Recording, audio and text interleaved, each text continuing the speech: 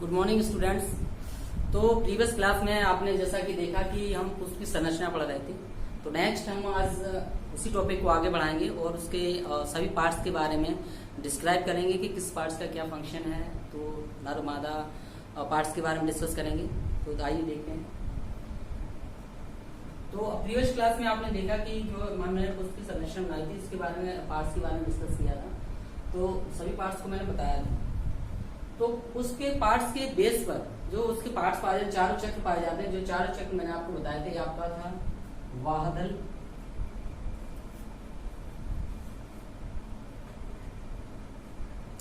आपका ये था दल, और ये आपका था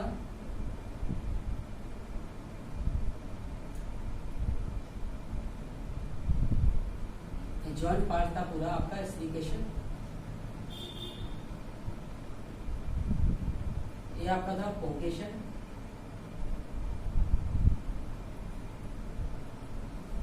तो इन चारों पार्ट्स के बारे में मैंने आपको बताया था। इन चारों पार्ट्स के बेस पर पुष्प दो प्रकार के होते हैं, एक होता है पूर्ण, एक होता है अपूर्ण। Complete flower and incomplete flower. तो आज हम पढ़ेंगे, उनके टाइप्स पढ़ेंगे कि पूर्ण पुष्प कौन कैसा होता है और अपूर्ण पुष्प कौन होता है। फर्स्ट वन है आपका पूर्ण पुष्प, जिसे हम बोलते हैं कंप्लीट फ्लावर इंग्लिश में, कंप्लीट फ्लावर। ठीक है। तो कंप्लीट फ्लावर वे होते हैं जिनमें चारों चक्र पाए जाते हैं। किसी भी पुष्प में जब ये चारों चक्र पाए जाएंगे तो उसे बोलेंगे हम पूर्ण पुष्प। जैसे कि आपका वाहदल, दल, स्टिकेशन, पोकेशन, ये चारों पार्ट्स आपके पाए जाएंगे तो आपका ये कंप्लीट फ्लावर हो जाएगा। ठीक है।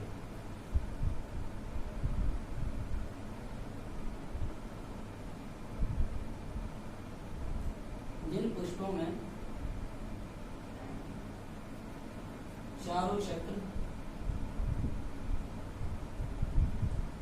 पाए जाते हैं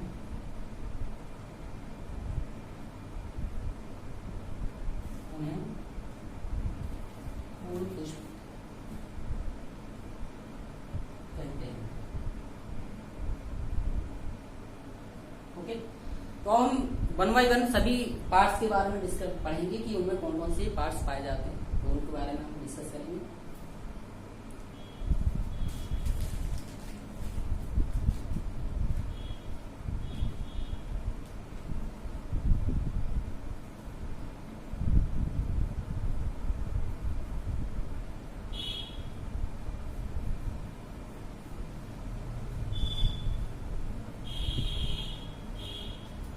फर्स्ट वन आपका आता है पेडिसिल।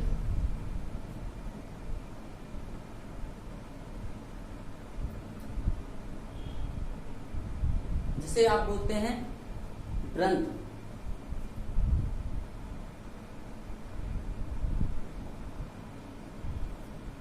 इंग्लिश में आप इसको पेडिसिल बोलते हैं। पेडिसिल क्या होता है, आपने देखा होगा जो पार्ट्स, ये सबसे लोअर पार्ट होता है जो किसी भी ब्रांच, जब पुष्प किसी भी तने, जब तने से या शाखा से जुड़ा रहता है वो पार्ट्स पेडिसिल होता है आपका। इस तरह से आप देखिए एक फ्लावर है आपका, एक मान लीजिए आपका एक ट्री है या कोई फ्लावर का पेड़ है, तो इससे जो अटैच रहता है फ्लावर, जिस चीज से अटैच रहता है किसमें, शाखा से या तने से, उस पार्ट्स को बोलते हैं पेडिसिल। ठीक है। ये आपका पेडिसिल हो गया। इतना आपको समझ में आ गया कि जब फ्लावर होता है, जब किसी तने या शाखा से जिस पार्ट से जुड़ा रहता है, दैट इज कॉल्ड आपका पेडिसिल, आपका ब्रंथ होता है। इंग्लिश में आपको पेडिसिल बोलते हैं। सेकंड वन आपका आता है पेरियंथ, जिसे इंग्लिश में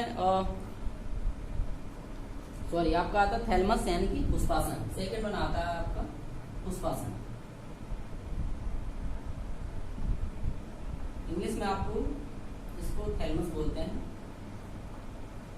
थैलमस क्या होता है, जो उस ग्रंथ के जो सबसे ऊपरी पार्ट्स होता है, जो फूला हुआ सॉलिड पार्ट्स होता है, फूला हुआ पार्ट्स होता है, उसे बोलते हैं हम पुष्पासन।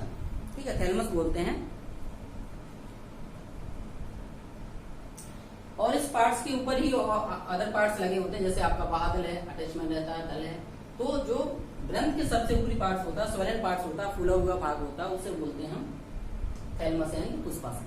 ठीक है, नेक्स्ट आता है आपका, तो नेक्स्ट आप जान ही रहे आपका ये आता है कैलिक्स, थर्ड वन, इसे आप बोलते हैं बाहदल।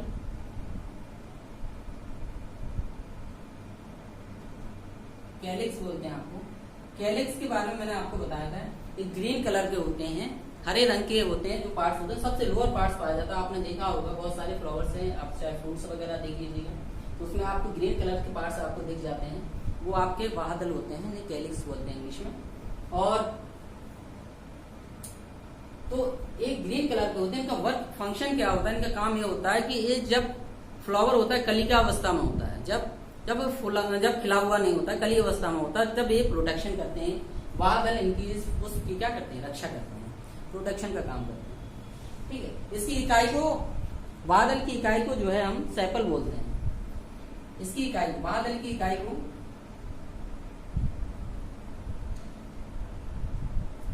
सेपल कहते हैं। तो बादल की जो इकाई होती है उस इकाई को हम सेपल कहते हैं, क्योंकि बादल जब कलेक्टिवली बोला जाता है तो इसे बोलते हैं बादल पुंज यानी कि कैलिक्स। तो अगर हम सिंगली बोलेंगे इसको तो बोलते हैं सेपल, लेकिन एक पार्ट्स को बोलेंगे, इसके एक पार्ट्स को बोलेंगे तो बोलेंगे सेपल। ठीक है, इतना समझ में आया आपको। नेक्स्ट वन आपका आता है, इसके बाद आपका कैलिक्स के बाद आता है कोरोला यानी कि दल।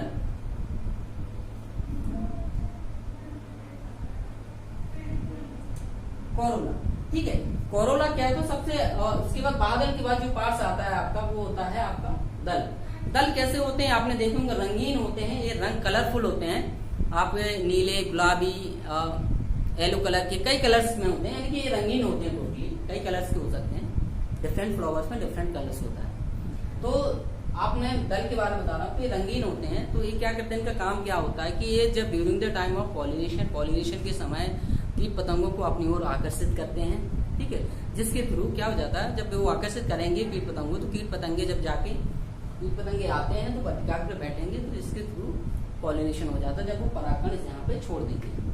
तो ये आपका बाहदल दल का काम हो गया। ठीक है, अब इसकी इकाई को क्या कहते हैं,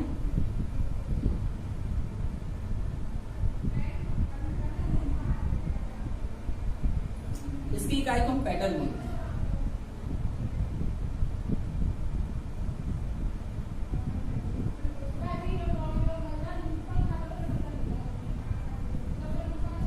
कलेक्टिवली रूप से जब मोर देन वन होते हैं तो इसे बोलते हैं दल, यानी कि दल पुंज हो जाता है, कोरोला बोलते हैं। वो अगर हम सिंगली बोले, एक पार्ट्स को बोले, तो ये हो जाता है पेटल। तो मैंने आपको दल को बताया कि दल का जो फंक्शन होता है, इनका जो काम होता है, वो कीट पतंगों को अपनी ओर आकर्षित करना है।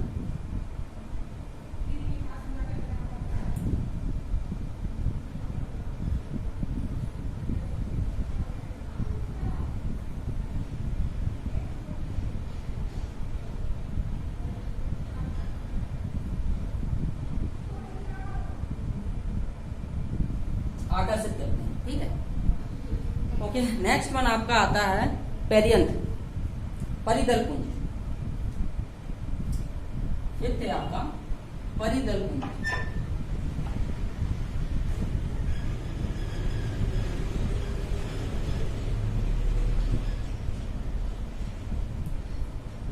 जब क्या होता है कि बाहदल, ये इसका जो होता है कि किसी पुष्प में, बहुत सारे पुष्प हैं जिनमें बाहदल और दलपुंज क्लियर नहीं होते हैं, स्पष्ट रूप से नहीं होते हैं, उसमें स्ट्रक्चर नहीं बनता है या फिर नहीं दिखते हैं। तो उस पार्ट्स को जब बाहदल और दलपुंज स्पष्ट रूप से किसी पुष्प में नहीं दिखाई देते हैं तो उसे बोलते हैं परिदलपुंज। ठीक है,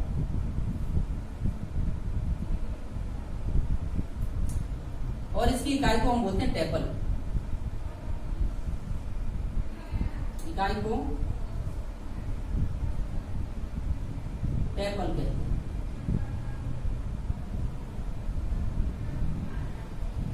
या फिर क्या बोलेंगे, परिदल बोलेंगे।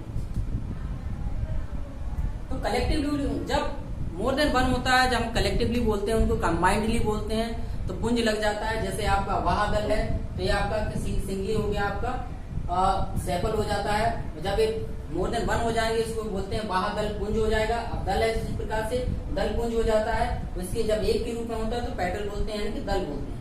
ठीक है। तो कलेक्टिवली रूप से हमने पहले सरोला, इससे कलेक्टिवली, जब हम कलेक्टिवली बोलेंगे तो पुंज हो जाएगा, अगर सिंगली बोलेंगे तो इनकी यूनिट होती है। इस प्रकार से आपकी सेपल है, कोरोला की पेटल्स है, और परिधल पुंज की क्या है कि टेपल है। इस प्रकार से इसको समझ सकते हैं। इसको नोट डाउन कर लीजिए, आप समझ लीजिए इसको।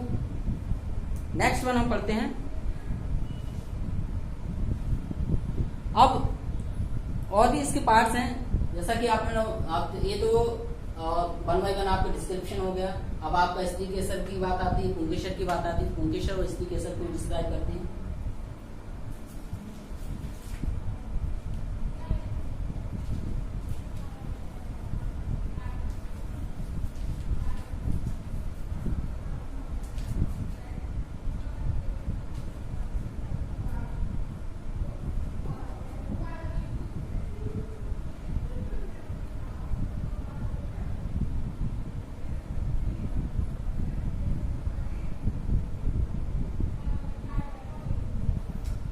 तो नेक्स्ट हम पढ़ते हैं आपका पुंकेसर पढ़ते हैं।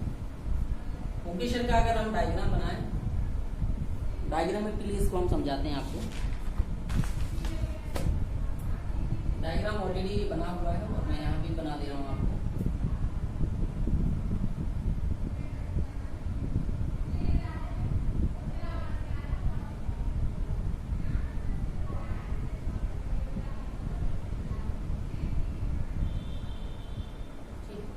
तो आपने देखा होगा कि ये पार्ट्स होता है आपका, ये आपका पुंकेसर की बात आती है। नेक्स्ट वन जो हम पढ़ेंगे वो आपका पुंकेसर है।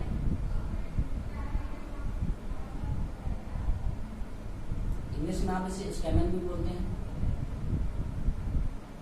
ये नर जननांग भाग होता है आपका, नर जननांग भाग को बोलते हैं पुंकेसर, स्टेमन भी बोलते हैं इसको, ठीक है। ये आपका होता है एंथर, इसे हम बोलते हैं इंग्लिश में हिंदी में बोलते हैं परागकोश, परागकोश, ठीक है। ये आपका होता है फिलामेंट,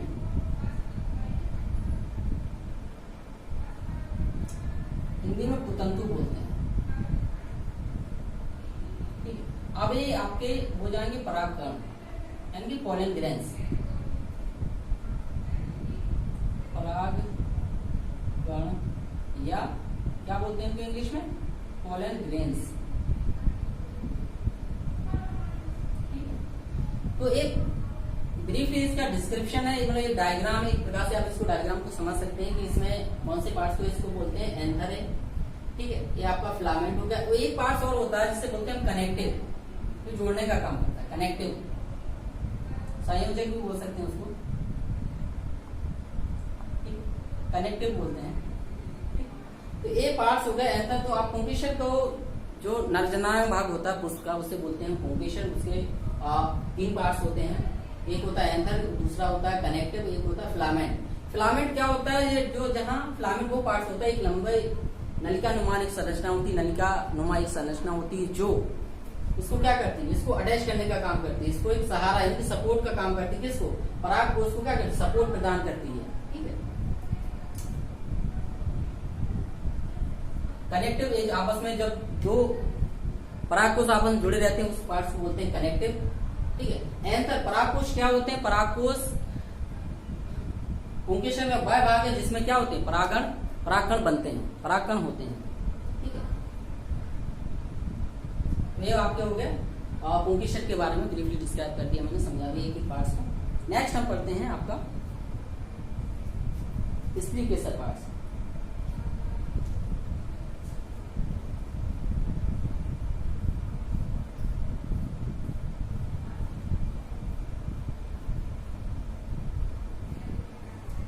नेक्स्ट हमारा आता है स्त्री केसर, या जिसे हम डिस्टिल भी बोलते हैं, गाइनोशियम भी बोलते हैं। ये आपका क्या है, मादा जनन अंग है। तो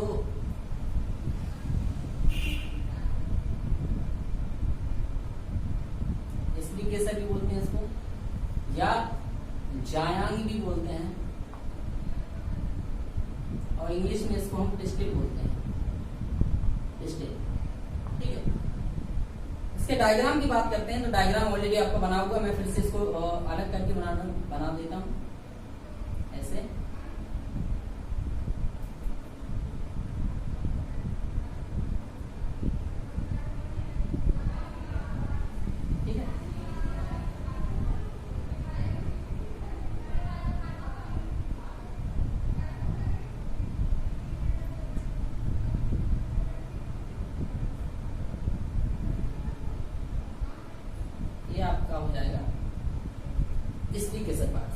ये आपका आप इसको डिस्क्राइब करो तो पहले पार्ट्स को बोलते हैं वर्टिकाग्र, आपको पता है, जैसा कि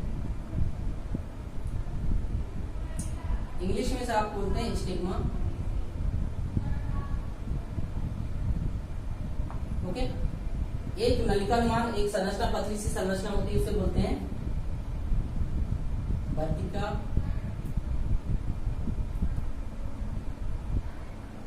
इंग्लिश में स्टाइल बोलते हैं उसको। और देन आपका अंडाशय,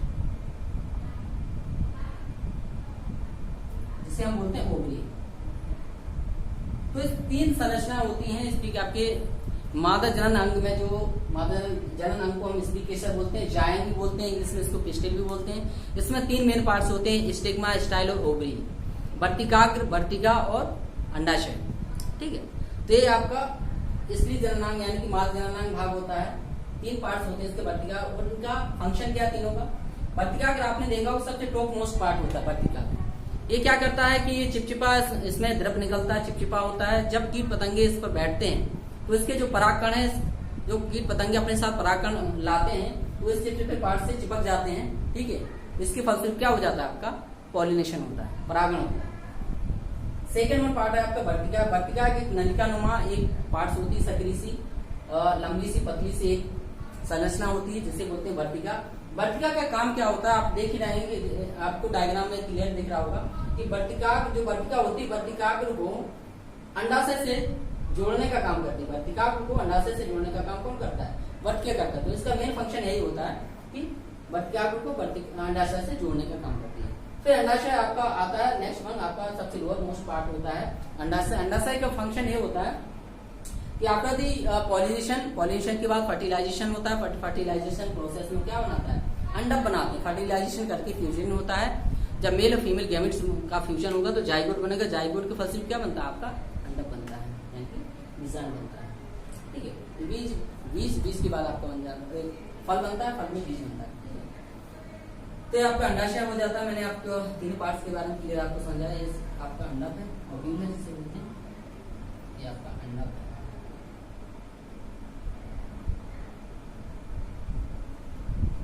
तो आपके स्त्री केसर के बारे में क्लियरली मालूम। तो ये पूरा डिस्क्राइब हो गया आपके सभी पार्ट्स के बारे में, चारों चक्रों के बारे में आज हमने पढ़ा, समझा। और आपको इसको पढ़ते रहिए और समझिए इन सब चीजों को क्लियर, एक एक चीज को समझते रहिए, पढ़ते रहिए। और मैं सभी आप लोगों को बताना चाहता हूँ कि डायग्राम बायोलॉजी बहुत मोस्ट इंपोर्टेंट होता है, इसलिए मेनली आप लोग फोकस करिए डायग्राम पे। जितना आपको डायग्राम आएगा, डायग्राम पे ज्यादा फोकस करिए। हर चीज कोई भी पार्ट्स आप पढ़ रहे हैं, चाहे फ्लावर के बारे में, चाहे मेल रिप्रोडक्टिव सिस्टम के बारे में, किसी भी पार्ट्स, बायोलॉजी में कोई भी पार्ट्स पढ़ रहे हैं तो उसको डायग्राम को आप बढ़िया से पढ़िए, उसको समझिए। वो डायग्राम को पर ही फोकस करिए, डायग्राम बनाना सीखिए बढ़िया से। वेल लेवल डायग्राम आपको आना चाहिए, जिससे आपको अच्छे मार्क्स मिल सकते हैं। ओके, तो आज तक के लिए इतना ही था। नेक्स्ट चैप्टर में, नेक्स्ट आपको लेक्चर में आपको इससे आगे पढ़ाया जाएगा, समझाया जाएगा। तब तक के लिए आप लोग सुरक्षित रहिए, घर पे रहिए और अपनी पढ़ाई करिए। Thank you very much.